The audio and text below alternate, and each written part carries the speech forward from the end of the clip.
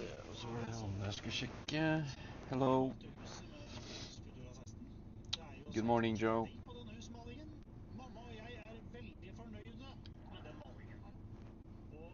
Og deg, så klart. Du er jo så god i Bruk Butelox Futura 16 neste gang du skal male. Med 16 års garanti på farge og glans. Har lufta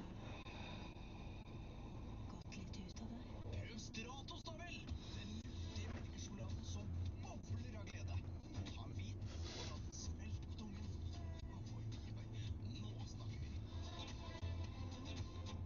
Ny episode av podcasten Med egne øyne med Øystein Borgen. Fukushi, megaskjelv og atomkatastrofe. Atomvarsleren hadde gått av. Displayet blinket advarende. Strålingsnivået økte og var nå over det dobbelte av normalen. Hør med egne øyne, gratis der du hører podcast.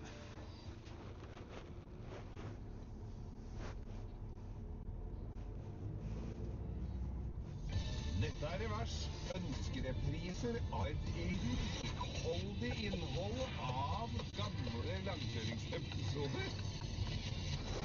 Da er vi tilbake på YouTube. Ja, vi ser jo mye på YouTube, men vi er jo litt redd for å kjede dere som hører på med dette, men innimellom så må vi skjære igjennom, og dette her har vi utsatt i ukesvis. Ja, og dette her Ta er... tittelen på jobbtittelen på det stikket her, hva er det heter? Eller heter? Restaurering av store ting. Ja, det er jo ikke kukken til den statuen til Oscar Westerlin som var dette vi snakker om, det er jo noe annet du har sett på YouTube, ikke sant? Det er noe annet av det jeg har sett på YouTube. Og da, altså jeg kommer jo... Algoritmene drar meg jo inn på blant annet restaurering av slott. Ja, hvor kommer du fra og springer rotter med kinaputter og dit? Det er det bare metadata-ekspertene som vet noe om, Du vet hvordan det har seg. Men i hvert fall så har jeg sett, og det er jo også TV-serie på, jeg lurer på om det heter på TV2 Livsstil. Der er det sånne som har kjøpt slott. Ja, men er ikke det- Engelskmenn som har kjøpt slott i Frankrike. Er ikke ekteparet har med svære barter? Ja, men det er ikke bare ett ektepar, skjønner du. Det er et hel haug, det er flere. Altså, når konger i Frankrike gir opp å holde slottene sine i orden, og du er sånn middelmådig møbelsnekker fra Ipswich, så er det ikke flere tusen sånne slott i Frankrike. Du kan få kjøpt Pelma etter det koster 3,5 millioner. Det koster like mye som en nullroms på Bislett. Men du verden, og felles for alle som kjøper de slotta der, er at de er godt opp i åra. Og så skal de stå på lifter og skifte takstein til flere millioner kroner stykket. Og det er råtten plank, og det er... Og når vi har endelig ferdig med den ene salen, så er det 20 igjen av dem. Og det er soverom, og de slår i filler gamle bad for å bygge nye autentiske, og det er mygg og råte, og det er fyttegris. Ja, fy faen. Da kan du begynne å snakke om at du har litt falma forskjærm på SL som lurer på om du skal gå ut og polere. Men du skal pusse opp et slott. Så mye pågangsmot er det ikke. Det er ikke jævla forhold i verden som hadde Og så når tålt. det endelig ser litt fint ut inne, så har du park på 80 mål som de må flytte opp litt også, da. For det tar seg jo ut at den er inne i... Yeah, I'm now about to drive for about 40 minutes until I reach my destination.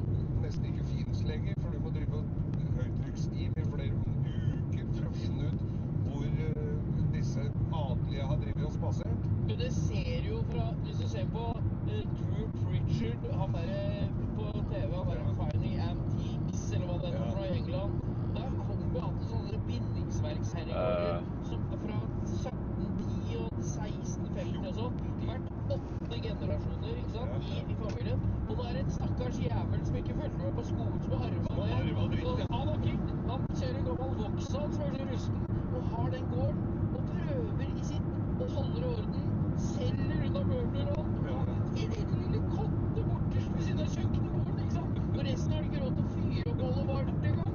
Og så prøver han å leie ut 1 av 500 000 hadde slått til bryllup og... Og så er det jo... Jeg så han var hos... Det er jo han da. Der er det ofte oppussing. Der prøver jo han å reise rundt og kjøpe det som har blitt tilført huset opp gjennom åra, som kanskje ikke nødvendigvis hører hjemme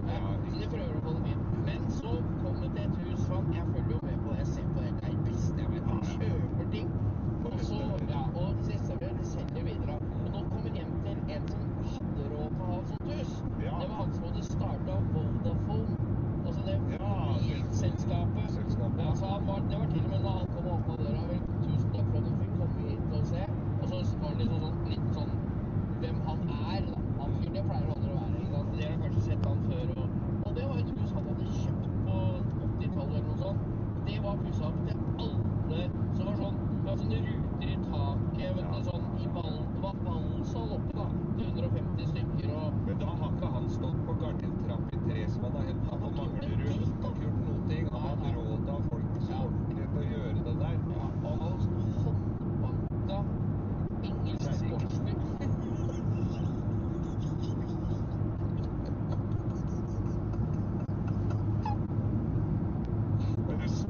det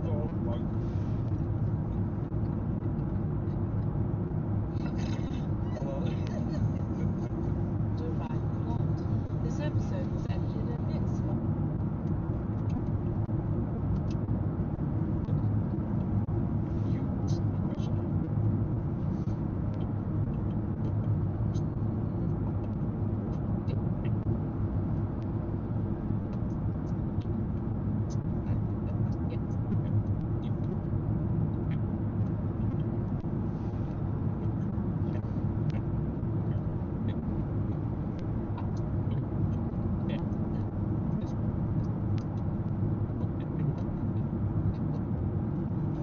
Hey, I'm Ernie Camp from the Fully Improvised Comedy Podcast, Hello from the Magic Tavern.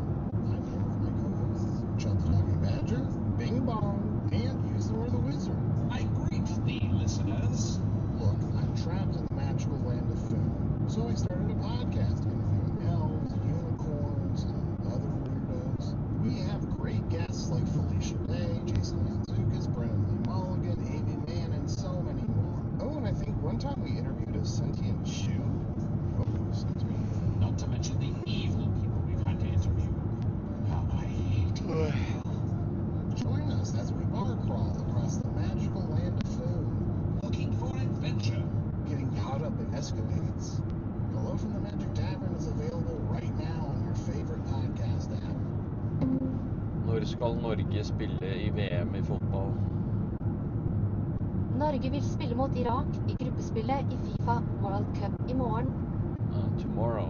Okay. It's available right now on your favorite podcast app. And Oh, well, ad-free that's with tonight. lots of bonus content on Patreon. Subscribe to Hello from the Isn't it? Magic Tavern today.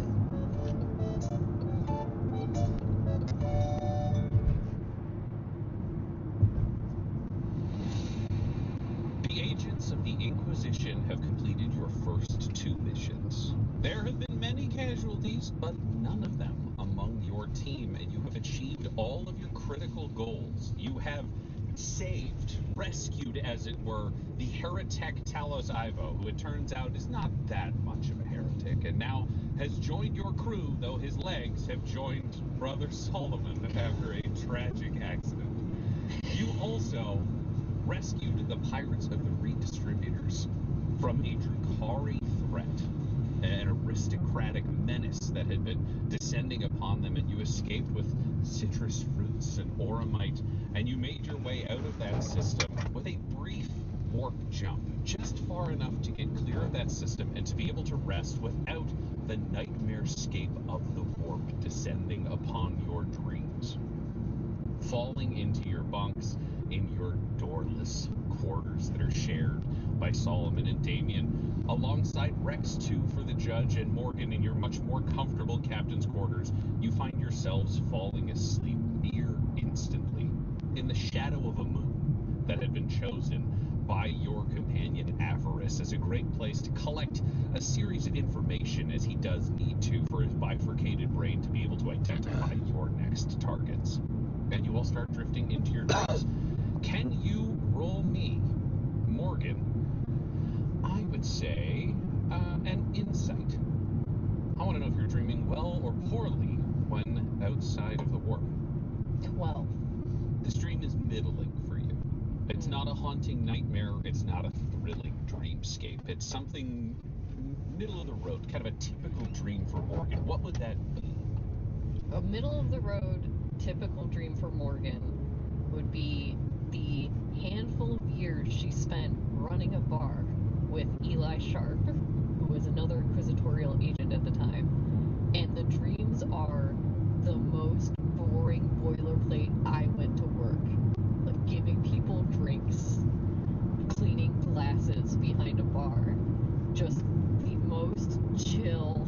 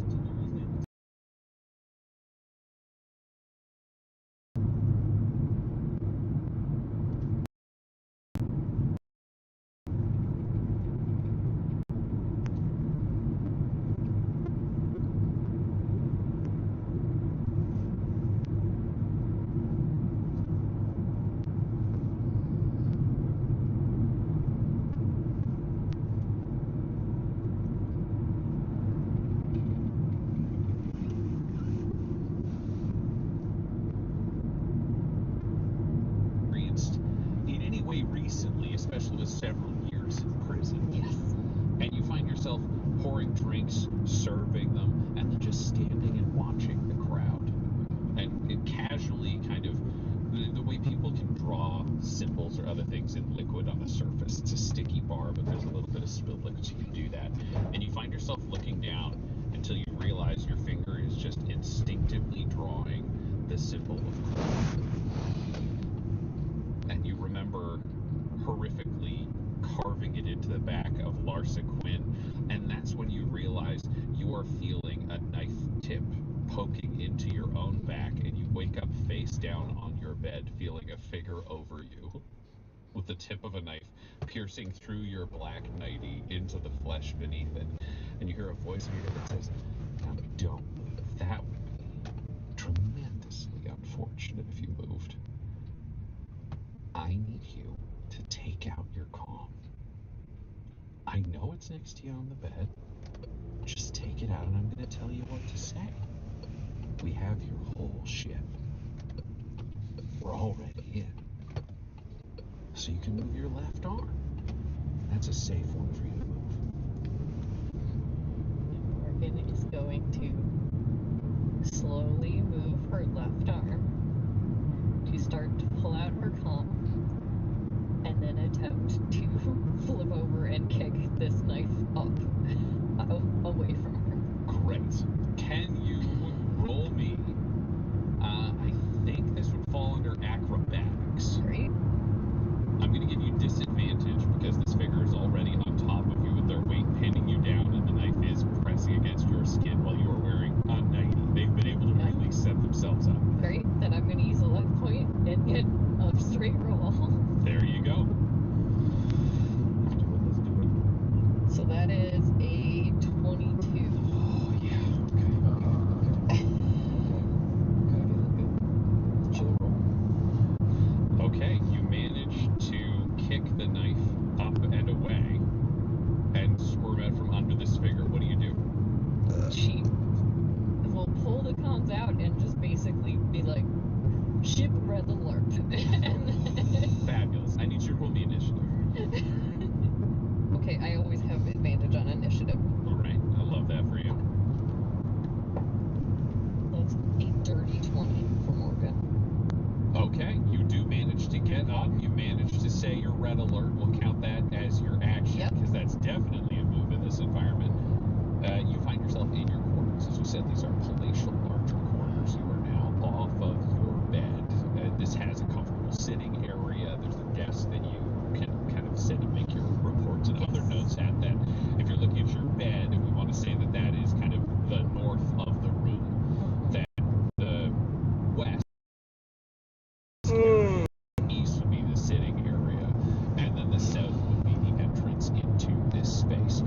As you look around, you see that this figure that you have swarmed out of is actually backflipped. They're wreathed in shadow, but they backflipped off of your bed to position themselves near the door. And as you look through the door, you can see that there is a high-quality gun servitor with a heavy bolter attached to its arm, with its laser eye sights following you in the room. Yeah. So if that's my action, I'm gonna take a cunning action to disengage and then move behind the desk and get down so that the desk is covered for me.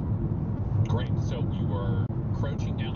Would you be prone? Would you be crouching? The desk itself has a hollow space underneath it with the solid wall of the desk facing towards the door.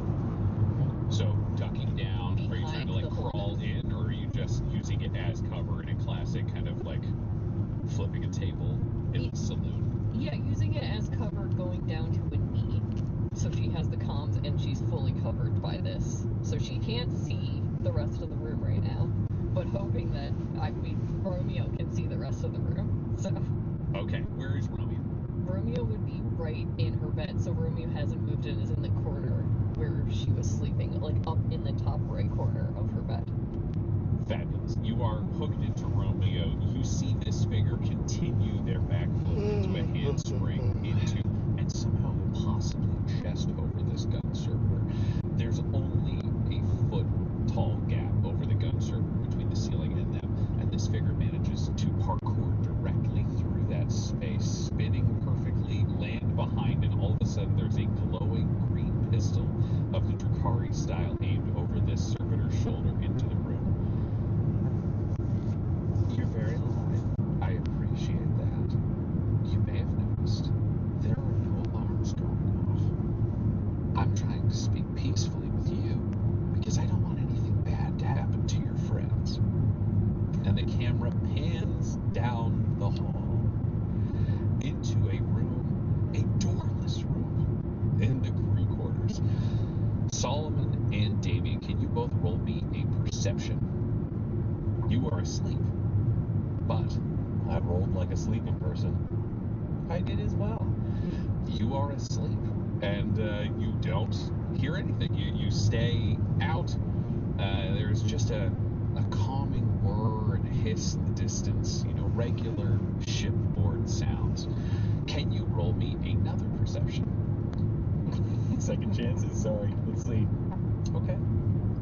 Yeah, okay. Yeah, what'd you get? 14. Ah, 15. 14 and 15, you both find yourselves stirring awake. And as you instinctively look around, you realize there's a giant sheet of solid metal covering the door to your room. And as you look, you see that there is a hissing weld line on both sides and the top of this metal that has been pressed against the door to your room, trapping you in. And a fair amount of it is cooled when your comm beads come on and Morgan says red alert. Damien bolts up in bed, and I think the way our bunks are situated is like a Solomon, wake up. Yeah, what? Yeah, what? The door, Solomon. Oh, closet built us a door. No, How kind. Solomon, get the door. We're under attack. Oh! And he goes. He just, once he's still half dreaming, and then he'll just grab the sword and just start busting. Great. So you are attacking the door frame that's being welded into place. Sure am. Fabulous. Roll me an attack. Let's do. I'll give you advantage. It's a bless. door. Yeah. Ooh, dirty 20. Dirty 20. You hit the door. I will innately say that you do maximum damage. What is the maximum damage on your weapon? 18. All right, you do 18 damage to the steel frame being welded into place. Damien, what do you do? Oh, man. I don't want to... I can't, really pop off in a small, but 10 by 10 foot kind of dorm situation that we've got going on. Yeah, half of that space is now being used by Brother Solomon, who is just hammering his greatsword into this and he had to plate bring that's in being all of his welded. shit too, his regicide and all of that. Yeah, there's 2 bunks now, so one of the bunks is under the other on the floor. Solomon sleeps on the floor, you sleep in the bunk. There's so much stuff around you, no question, and so much of it is flammable. Yeah. You're also both in your underwear. I think the reason, okay. I'm just saying, you were sleeping comfortably. We established Solomon sleeps in boxer briefs. Yeah. Damien, I think, slept in full clothing, but then his bed caught fire. What does Damien sleep in? Probably is his, I was going to say his underoos, but I don't think he's got underoos. Yeah, probably similar, just like his skivvies or whatever, right? Again, he doesn't own much. I'm saying, it seems like a lot of his clothing is pretty flimsy, so yeah, he's just got Munitorum issued briefs. It's just... probably Closet had to give him a few extra pair, because he came in with just the clothes on his back from being in jail. Mm-hmm. So I think he's got a few sort of standard issue, as you were saying, just kind of... It'd be Militarum kind of clothing, so it could be an undershirt, but I don't know if he's an undershirt guy. He's very shirtless a lot of the time. Yeah, I don't think, unless Fair you enough, sleep so comfortably. Then I stand by my statement. Yeah, You're both in your underwear. You're right, and that's on me for getting sassy. Welcome to season 2. I am trying to remember these spells. I think I've got to engage Morgan, because bashing down a door, that is 100% not my area of expertise. I have put the best man for the job on it, and I am on the comm bead.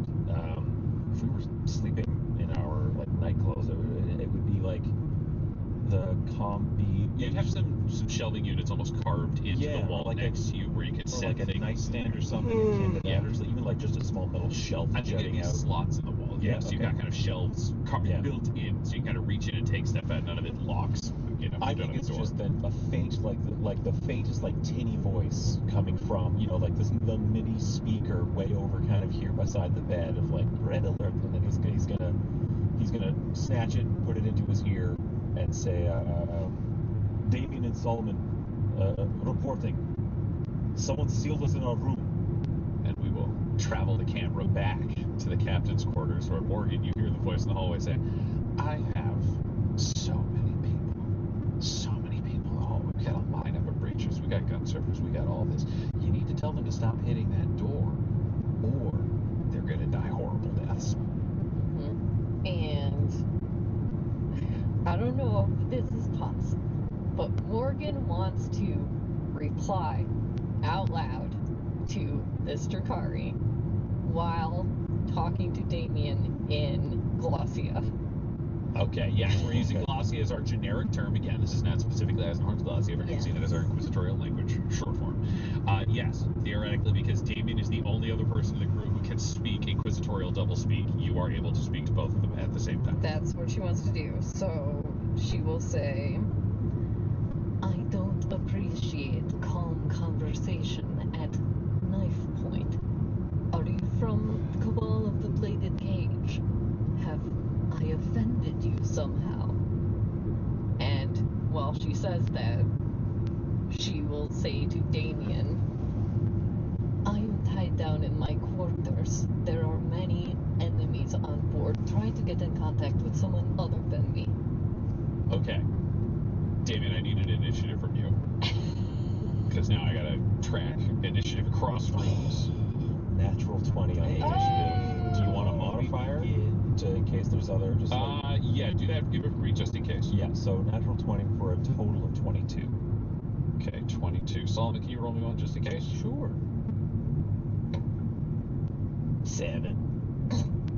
That is a 7. Solomon, you are one of the people who can switch your initiative voluntarily with someone else if you want to, but Damien has been given instructions. I'm imagining we'll keep this as it stands. Solomon is good just swanging.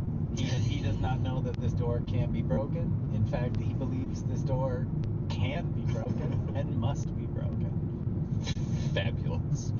Okay, Damien, you get to act first in this stretch, definitely before anybody else does. So who are you going to try to reach out to? I think it's open channel to the crew of the Lucky Strike. So the judge, Avarice, Closet. If Talos, Ivo has been added to like the list of like who can be put onto like the group call kind of thing. It's just open channel. A question I have for you, because you want to reach out to everybody. There are two different strategies that you can use here, because you have your comm bead, which you are currently on, but your comm bead is only clued into the comm beads for the rest of the team. Right, okay. Because it generally does not reach like ship-wide. So you could switch it to somebody on the ship, because you have successfully used them previously to reach out to Closet or something like that, but you can't get ship general. You do have a ship box in your room where you kind of reach over and hit a button that will pump you into the rest of the ship. It's just a different system. You've got time to engage with one. So what do you want to do?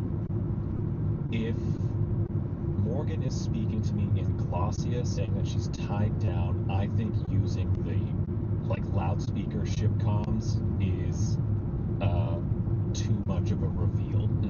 So then it is the secure channel. Great. So who's your target then? Who you want to reach out to? You've got the judge, who theoretically should be on this conversation already, but is clearly not responding. Okay. Then it would probably be Avarice. And so Damien, just on the comm, will switch over to a channel to Avarice's channel and say, Avarice, Solomon and I have been sealed into a room. Morgan, the ship, it's under attack. We would roll for Avarice. Avarice does not respond. Then you tell me when my turn is over, but now we're just kind of going down the Rolodex of people on the crew that I can reach out to. Fabulous. Roll me I'm going to say sleight of hand, because I just want to know how fast you can flick through these, and we'll see how many you can get. The DC will be 15 because you're checking with different people. Any amount you score above 15 will give you another person you can reach out to. Okay. Any amount over 15? Like 16 will get you one more person. 17 will read 2 more people. 8, you keep working the way up that way. Got it. I rolled a 14. A 14. So sadly, you are flipping over to the next person, but cannot do any more than that. Okay. Solomon, you continue to attack the door. Can you roll me an attack with advantage? He doesn't even pay attention to what Damien's doing. He just assumes Damien knows what's up. The only thing he knows how to do, chop doors. 21. God damn. Immediately another 18 damage. We'll just give you the full factor because I assume you're not juicing these with anything. No. You gotta save the good stuff for the actual enemies. The plate is beginning to dent significantly outwards as this force is there. It's still solid. There are no gaps in it. The welds are holding at the side, but you're just working the center of this forwards through sheer force of will. You know what? Actually, I take that back because I feel like he needs Solomon needs kind of a sit rep thing going on here. In prior, he's rushed into things without being prepared. So I think he wants to know. So I think he would, as he's just railing on this door, I'd be like, Damien, what are we fighting? What's the enemy? We need to know. I don't know. Well, okay, well, you can figure that out. Keep me in the loop. Clang. Okay, that's Solomon's turn. Just ask, I guess. as you're tuning the radio, you're getting nothing.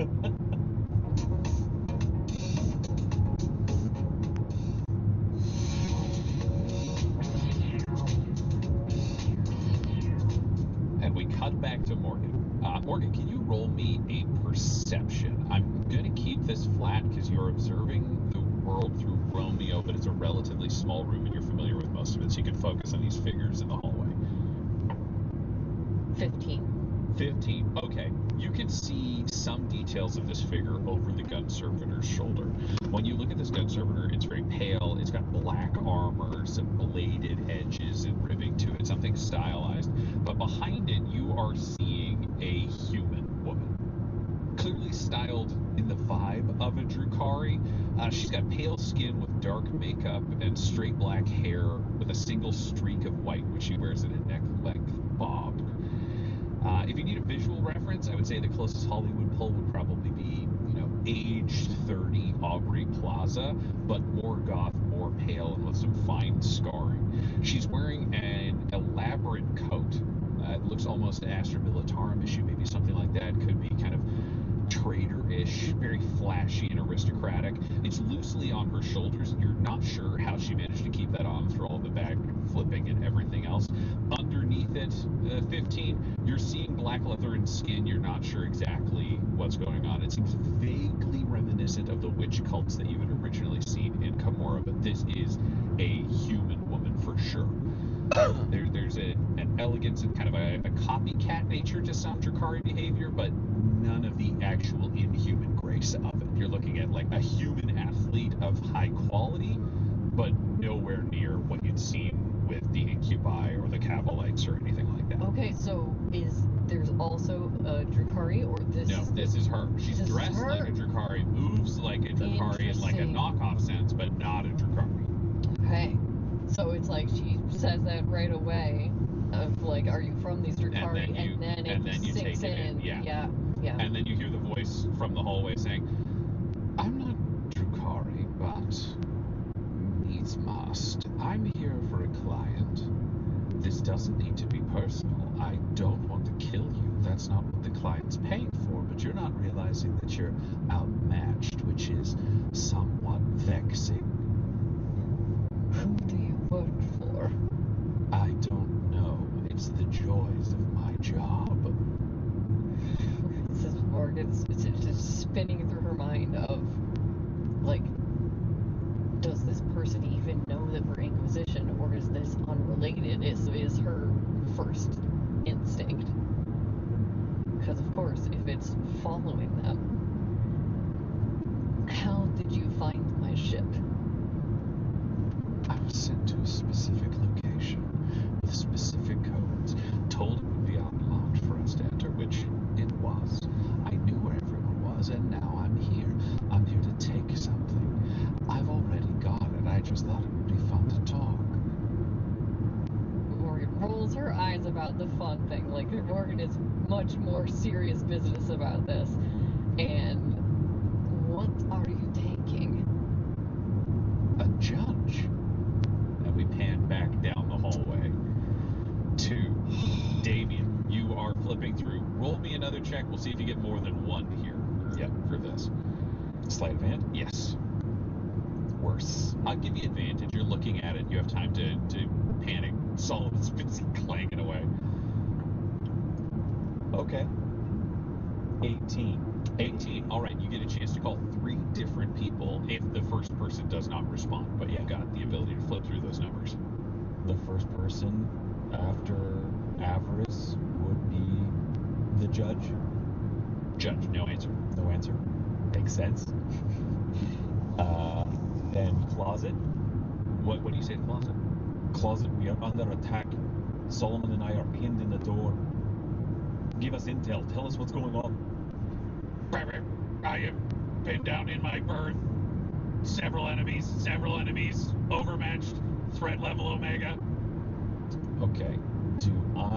Does Damien know threat level Omega as on the scale of severity? That is a great question. Can you roll me, I will say, a history. It'll just be if you know anything about Mechanicum. Odds are you don't. Truckers are disadvantage leaving so much trash, fucking idiots. So I don't think you had a lot of crossover, but maybe you picked something up. Disadvantage? Yes. See if we can add a modifier to my 3. I cannot. That's a 3 history. Fair enough. You have no idea. You heard the words you heard. Demon's like, okay, is that bad? That's it. This is the moment where you realize you have 2 options. Yeah. You can continue talking to him or flip to somebody else. It'll give you your second question here, or you can try someone else on the crew.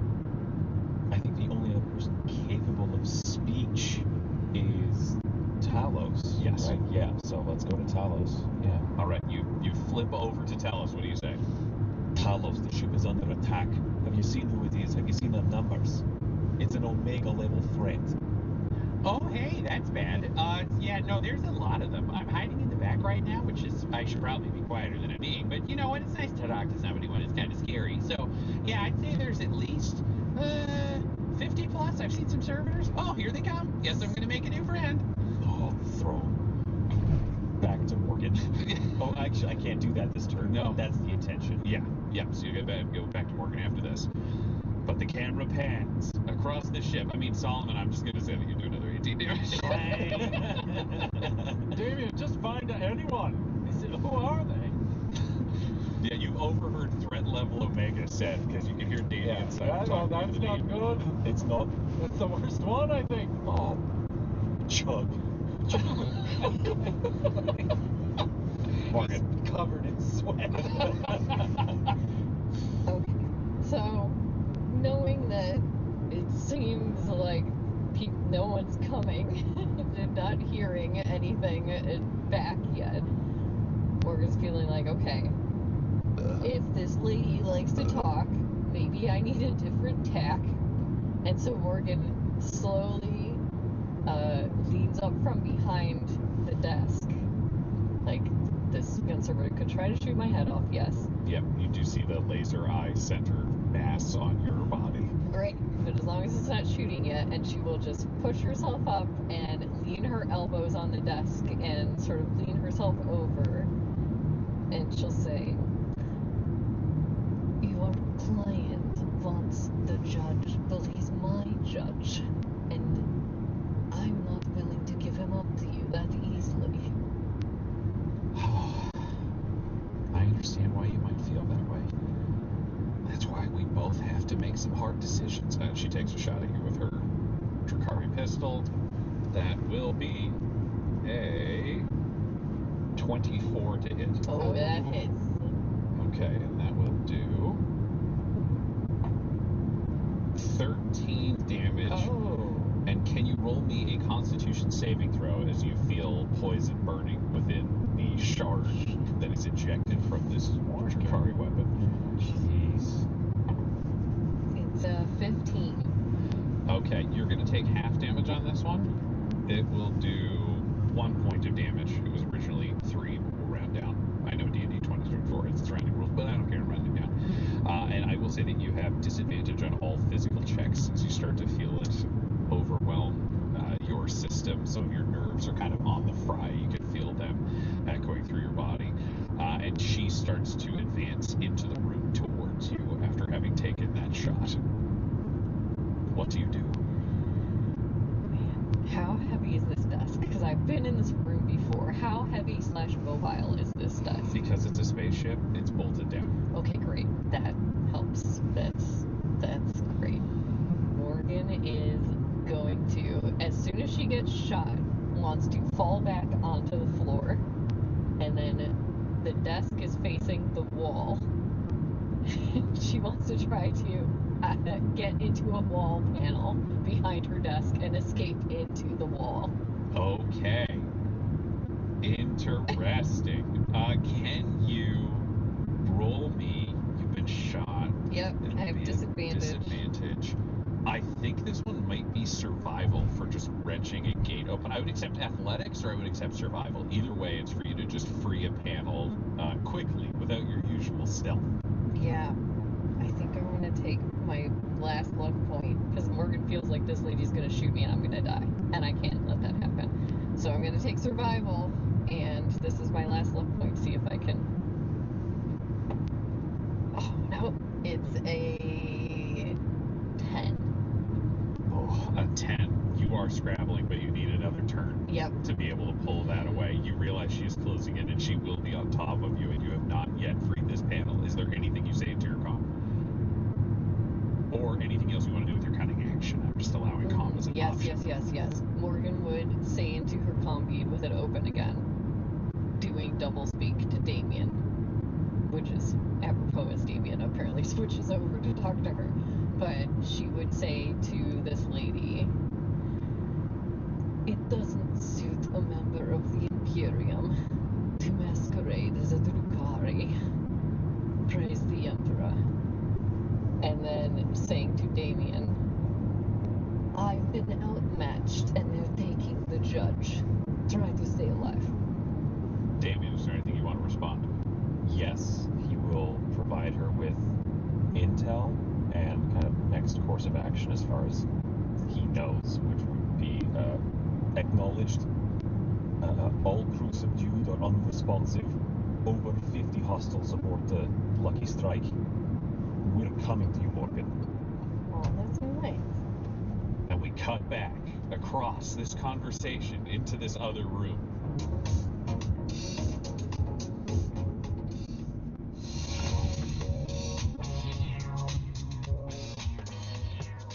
Damien, you are standing with Solomon, who is battering away at this door, getting tired, but it's continuing to bend, budge, and be damaged. Okay. What do you do?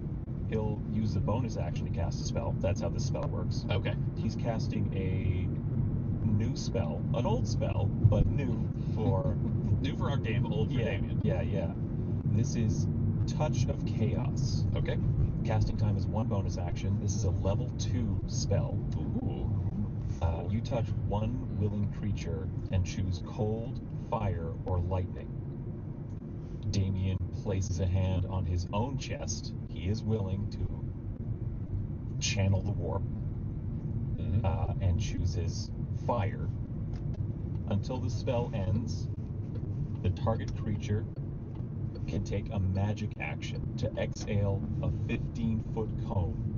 Each creature in that area makes a dex saving throw, taking 3d6 damage if the chosen type on a failed save, or half as much damage on a successful one. So, for his bonus action, he is instilling himself with the ability to breathe warp fire, to exhale a 15-foot cone of warp fire. And he will, hopefully, I'll defer to you on this, as a free dialogue, say, Solomon, step back for a moment and then come back in with that sword. And would like to delay his action for when Solomon on his turn is clear of the door, and then he'll spend his action to hit it with fire to soften the metal further. That works for me, yes. Okay. You'll ready the action until Solomon is clear, because in D&D 2024, as long as it has a specific trigger, then you can ready any action. So yeah, you'll blast that door once Solomon steps out of the way. Up next, Solomon. He does exactly as commanded. He Great. does Damien's Where do you powerful. go in the room? So it's like a tight. It's a 10-foot by 10-foot room. Well, I think knowing what Damien is capable of, I Well, think he has I to, have he has to arrived get at my around and destination, behind. so I will see you He's guys quite acrobatic, he's quite later. athletic. So he's going to try and do like I was trying, not like a pick and roll, but he's going to try and do like a sort of tumble to get behind and be back and ready and on his feet, so that when Damien does whatever, he's ready to strike. Great. So Damien, we'll say you have enough space. You have like So 2 yeah, feet goodbye behind you, for so you now. got, like bunk. Bunk would be like about 3 feet. 2 feet to you. You're like 5 feet from